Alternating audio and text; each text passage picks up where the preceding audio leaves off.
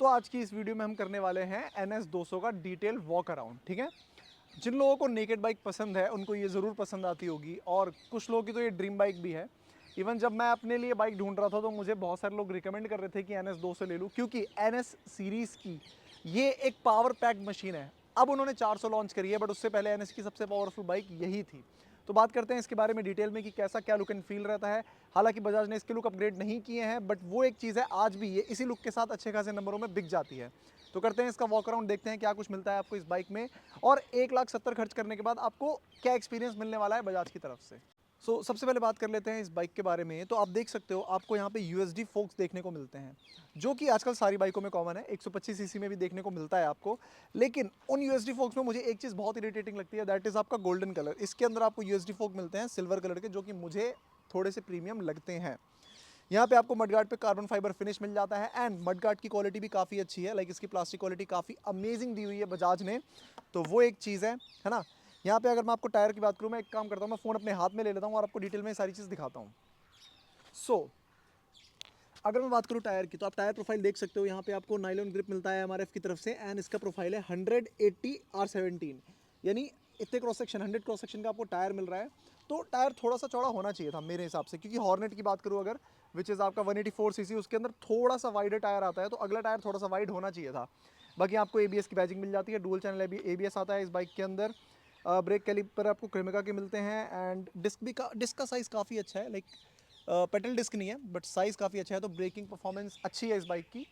यहाँ पे आपको एयर लिक्विड कूलिंग का सेटअप देखने को मिलता है, तो ये इंडिकेटर है, कूलेंट इंडिकेटर। यहाँ पे आपको लिक्विड कूलिंग, ये सेम कंपोनेंट आपको NS 400Z में भी देखने को मिलेगा, क्योंकि इस बाइक और उस बाइक की बॉडी में ज़्यादा फ़र्क है नहीं, तो वो एक चीज़ है। बाकी this is air my mistake, this is liquid cooled engine. Air cooled होता तो यहाँ पे आपको एयर फिन्स देखने को मिलते हैं, जो कि यहाँ पे नहीं देखने को मिल रहे हैं। यहाँ पे आपको बजाज की बैजिंग मिल जाती है। ये अंडर वैली प्रोटेक्शन के लिए आपको ये प्लास्टिक का दे रखा है। अगर मैं डोमिनार की बात करूँ, जो मैंने आपको इसकी पहली वीडियो में दिखाया, उसके अंदर ये मेटल का आया करता था, ये यहाँ पे प्लास्टिक का है, बट या इसकी क्वालिटी भी काफ़ी अच्छी है। बजाज की एक चीज़ तो है, वो वेट की परवाह नहीं करते, ठीक है। They say themselves that they are definitely male, so वो वेट की परवाह नहीं करते। वो इस चीज़ पे ज़्यादा फोकस करते हैं कि बाइक में जो चीज़ दी जाए वो उसकी क्वालिटी अच्छी हो, क्वालिटी टॉप नॉच हो, तो वो एक चीज़ है। बाकी यहाँ पे अगर अब मैं बात करूँ फ्रंट प्रोफाइल की, ये आगे से कैसी दिखती है, तो पहले स्टिकर्स की बात कर लेते हैं। ये 200 की स्टिकर आपको NS 200 वो करते हुए, दर्शाते हुए। ये पल्सर की अपने आप में एक बहुत बड़ा फ़ैन बेस है। क्या बोल रहा हूँ मैं, फ़ैन बेस है, यस।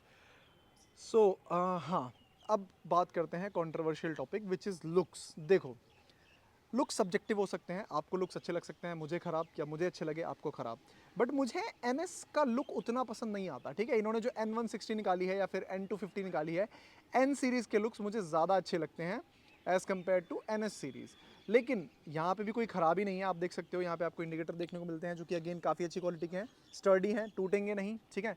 ये आपको नंबर प्लेट के लिए माउंट यहाँ पे दे रखा है, तो वो एक चीज़ है। बाकी अगर मैं बात करूँ इसकी हेडलाइट की, वो परफॉर्मेंस भी आपको मैं जला के दिखाऊंगा कि कैसे जलते हैं ये, ठीक है। क्लिप ऑन हैंडल बार मिलते हैं आपको, तो यार क्लिप ऑन का मतलब आप समझ जाओ, सिटी मनूवरेबिलिटी और वो ऐसे मनूवर करने में कितनी अच्छी रहने वाली है ये बाइक। तो क्लिप ऑन हेल्डर बार होने की वजह से ये चीज़ ना आपको पुराने पल्सर में भी देखने को मिलेगी। जो पुराने पल्सर आया करती थी उसके अंदर क्लिप ऑन हैंडल बार्स थे। मुझे नहीं पता उन्होंने N सीरीज़ में क्यों नहीं दिया, शायद वो प्राइस कंट्रोल करना चाह रहे हैं या फिर क्या, बट उनको देना चाहिए था। और अगर मैं बात करूँ फ्यूल टैंक की, तो इसके अंदर शायद 12 लीटर के फुल टैंक आता है, तो वो थोड़ा सा एक है, क्योंकि बजाज में बेसिकली जाना जाता है बड़े फ्यूल टैंक देने के लिए, तो वो एक चीज़ है। 12 लीटर की फ्यूल टैंक कैपेसिटी है, which is good, like city के लिए काफ़ी सही है। यहाँ पे आपको फ्यूल इंजेक्शन की बैजिंग मिल जाती है, तो वो एक चीज़ है। बाकी सिटिंग कंफर्ट ठीक है, इट इज़ डिसेंट। ये थोड़ी सी स्टिफ लगी मुझे, पिलियन सीट, ये ठीक है। थोड़ी सी चौड़ाई हल्की सी कम है, आप देख सकते हो, अगर मैं ऊपर से दिखाऊँ, चौड़ाई इसकी हल्की सी कम है, तो वो एक चीज़ है जो मैं पर्सनली फील करता हूँ कि चौड़ी थोड़ी ज़्यादा होनी चाहिए थी सीट, ठीक है। अभी इंजन पावर परफॉर्मेंस की हम बात करेंगे, अभी लुक एंड फील की बात हो रही है। यहाँ पे आपको पीछे पिलियन फुट रेस्ट देखने को मिलता है।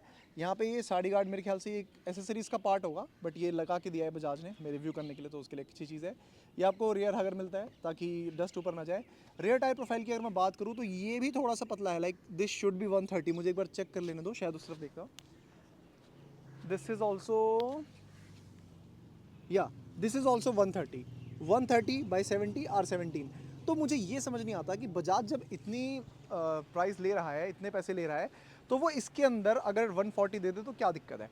हॉर्नेट के अंदर 140 आता है आपका, 250 के अंदर 140 आता है एग्जैक्टली। तो इसके अंदर क्या दिक्कत है उनको देने में, उनको देने चाहिए, टायर प्रोफाइल अच्छी देनी चाहिए, ठीक है। बाकी डुअल चैनल एबीएस आता है इसके अंदर, ट्रैक्शन कंट्रोल भी आता है, तो वो एक चीज़ है। बाकी यहाँ पे आपको अंडरवैली एग्जॉस्ट देखने को मिलेगा, ठीक है।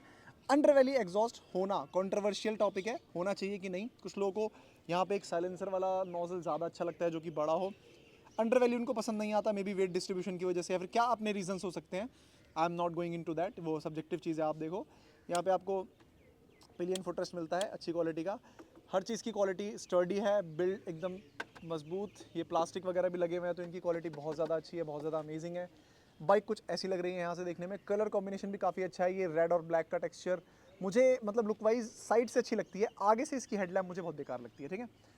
बाकी अब बात कर लेते हैं पीछे टेल की। तो टेल लैंप वही क्लासिकल पल्सर वाला, जो पल्सर की टैगलाइन है, लाइक 2 लाइट ऐसे जाते हुए वी शेप में, पुराने पल्सर्स में भी आपने देखा होगा, इसके अंदर भी वही चीज़ है।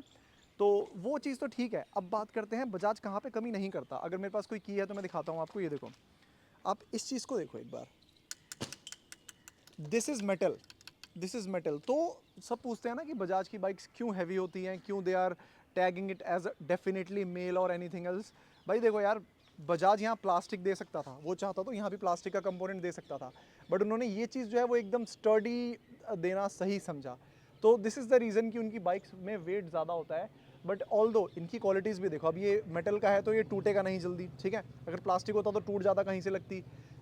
ये इंडिकेटर काफ़ी सही चीज़ दे रखी है उन्होंने, ताकि रात के टाइम पे, ये रिफ्लेक्टर है ताकि साइड, मैंने इंडिकेटर बोल दिया, ये रिफ्लेक्टर है ताकि साइड से आपको कोई भी व्हीकल आराम से देख सके, ठीक है। तो मुझे ये चीज़ अमेजिंग लगी, मतलब बजाज की यही एक चीज़ मुझे अच्छी लगती है कि यार वो ना क्वालिटी के साथ कॉम्प्रोमाइज़ नहीं करते हैं चीज़ें देने में, ठीक है। अब इंजन वगैरह कैसे देते हैं उसकी बात हम कर लेंगे। यहाँ पे ये भी मेटल का है, which is very good thing, ठीक है। ओवरऑल इस बाइक के वेट की अगर मैं बात करूँ तो 168 kg का कर्व वेट है, भारी बाइक है, ठीक है। मैं हॉर्नेट ओनर हूँ तो मेरे को लाइक ये भारी ही लगेगी, बट स्टिल जब आप बैठ के इस बाइक को चलाओगे ना, जो प्रोपोर्शन इसका है, लाइक आप सीधा सीधा मैं आपको बैठ के दिखाऊंगा, अगर मेरी हाइट 5'8" है तो मेरी बॉडी पोस्चर पे कैसी रहती है ये बाइक, वो चीज़ मैं आपको दिखाऊंगा अभी, ठीक है। लेकिन ओवरऑल वेट इसका अच्छा है। इसके टायर्स थोड़े से कॉम्प्रोमाइजिंग है, वो मैंने आपको बता दिया। ये था एक वॉक अराउंड। अब बात कर लेते हैं इंजन की। देखो इसके अंदर आता है 199.5 सीसी का एक लिक्विड कूल्ड इंजन, जो कि प्रोड्यूस करता है वेरी अमेजिंग 24.1 bhp और 18.7 Nm का टॉर्क। तो इंजन आप ध्यान से देखो, this is very powerful engine, और काफ़ी लोग फ़ैन है इस इंजन के, लिटरली मतलब एनएस सीरीज़ के ना फ़ैन वैसे भी बहुत ज़्यादा है, और इस इंजन के तो और ज़्यादा। हाई एंड परफॉर्मेंस आपको इतनी अच्छी देखने को मिलती है, क्योंकि 2 वाल्व इंजन है इसके अंदर, तो हाई एंड परफॉर्मेंस इतनी अच्छी देखने को मिलती है। आप इसको 7-8 हज़ार आरपीएम के ऊपर ले जाओ और फिर आपको ये बाइक बताएगी कि ये क्यों पावरफुल है। तो this is high RPM king, like high raving engine इसका है, काफ़ी अच्छा इंजन है, काफ़ी डिसेंट इंजन है, ठीक है। और इतनी पावर और इतने टॉर्क के साथ सिटी में आपको अच्छा खासा थ्रिल दे सकती है ये। मैंने अभी तक इसको चलाया नहीं है, ठीक है, बट मेरे 2-3 दोस्त हैं जिनके पास एन एस सीरीज़ है, तो they are very much into those things कि हाँ मतलब इसको भगा सकते हैं, ये रेव हैप्पी इंजन है, कितना भी रेव कर लो कोई टेंशन नहीं होती। तो वो एक चीज़ मुझे बहुत अच्छी लगती है इसकी, ठीक है। बाकी अगर मैं बात करूँ और चीज़ें, तो इसके अंदर आपको एबीएस वगैरह देखने को मिलता है, सारी चीज़ देखने को मिल जाती है। देन डिस्प्ले वगैरह की बात करेंगे हम। पहले इसका डिस्प्ले मुझे अच्छा लगता था, अब तो उन्होंने पूरा ही डिजिटल दे दिया, which is a good thing, but पूरा डिजिटल नहीं देना चाहिए था। मैं इसकी की लगा के आपको एक बार दिखाता हूँ, इसकी की लगा के आपको एक बार मैं दिखाता हूँ। तो आप देख सकते हो, this is fully digital instrument cluster, जो कि आया करता था हमारे एन सीरीज़ में। इसके अंदर मुझे वो अच्छा लगता था जहाँ पे ये गोल मीटर आया करता था, वो मुझे ज़्यादा अच्छी चीज़ लगती थी। बट यहाँ पे ठीक है, एनीवेज इट्स ओके, मुझे ये भी ठीक लग रहा है। इसके अंदर आपको सारे इंडिकेटर मिल जाते हैं, जैसे कि यहाँ पे रीफ्यूल का इंडिकेटर है, यहाँ पे फ्यूल इकोनॉमी बता रहा है, ये टाइम बता रहा है, अभी का साइड स्टैंड लगा हुआ है वो चीज़ यहाँ पे बता रहा है। ये गियर पोजीशन इंडिकेटर है, जिसको जीपीआई कहते हैं शायद, गियर पोजीशन इंडिकेटर, ठीक है। आरपीएम मीटर यहाँ पर है, ठीक है, अभी कितना चल चुकी है वो चीज़ यहाँ पे शो कर रहा है ये, ठीक है। ये सब आपको एबीएस की बैजिंग है, इंजन चेकलाइट है, इंडिकेटर।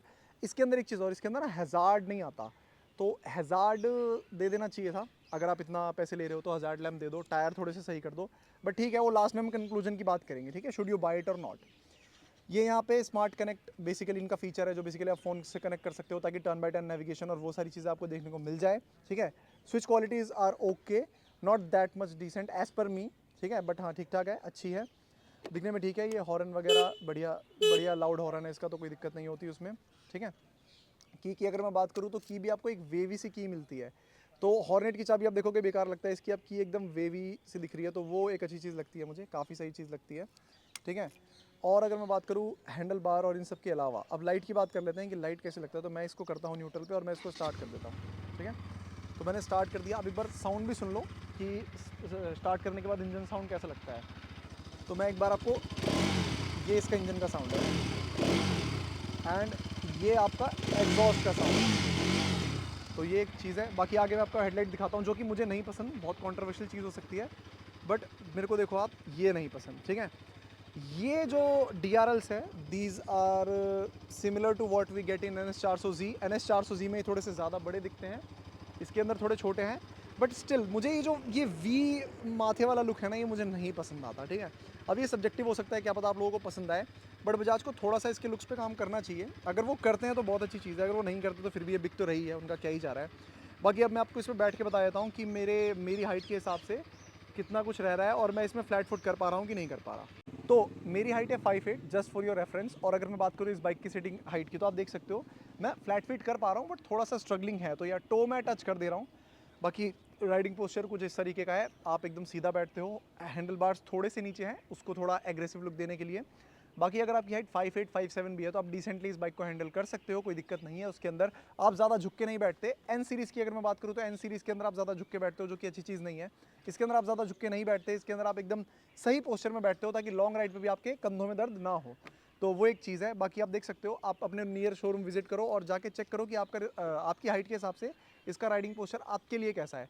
अगर आप इसको ये देख रहे हो कि आप सिटी में इसको बहुत ज़्यादा चलाने वाले हो, तो बहुत ज़्यादा डिपेंड करता है कि आपकी हाइट कितनी है और आप कैसा बैठ रहे हो, बैठ के कैसा फील हो रहा है आपको।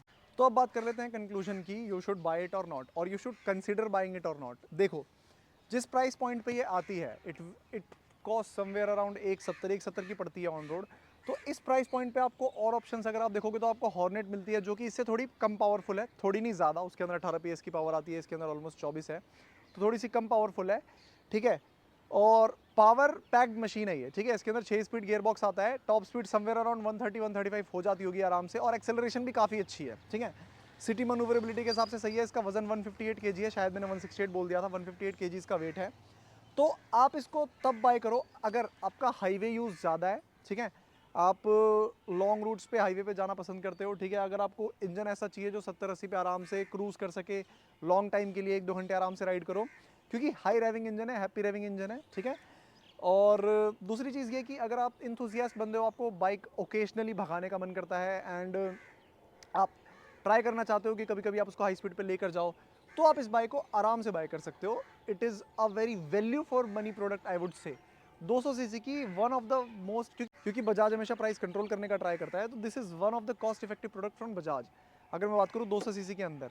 बट इसके नेगेटिव्स अगर मैं आपको बता दूँ तो पहला नेगेटिव ये है कि कुछ कंपोनेंट्स ओवरऑल, जैसे कि लाइक अब चेन सेट हो गया, जो कि बजाज का DNA मैं कहता हूँ हमेशा, ठीक है।